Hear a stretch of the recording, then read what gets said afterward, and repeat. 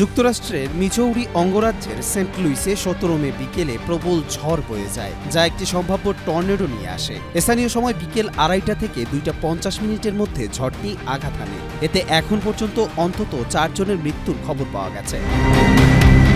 Saint লুইসের mayor ক্যারা Spencer গণমাধ্যমকে নিশ্চিত করেছেন, ঘূর্ণিঝড়ের তাণ্ডবে অনেক ভবনের ছাদ উড়ে গেছে, গাছ উপড়ে পড়ে এবং বিদ্যুৎ সরবরাহে বিপর্যয় ঘটে। স্থানীয় প্রশাসন নাগরিকদের ঘরে থাকার ও নিরাপদে থাকার নির্দেশ দিয়েছে।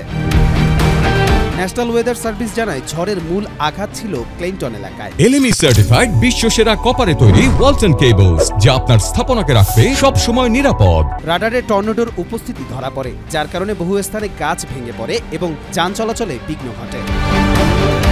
এক আবহাওয়াবিদ জানান, ক্ষয়ক্ষতির বেশিরভাগ খবর এসেছে উপড়ে পড়া গাছ ও বিধ্বস্ত অবকাঠামো নিয়ে। পরিস্থিতি পর্যবেক্ষণে রয়েছে জরুরি সেবা বিভাগ। অপরদিকে প্রবল এই ঝড় মার্কিন নাগরিকদের মনে ব্যাপক আতঙ্ক সৃষ্টি করেছে। এ দেখে যেন মনে হচ্ছে মহাবিপদে যুক্তরাষ্ট্র। কবর চৌধুরী জয়, মাই টিভি।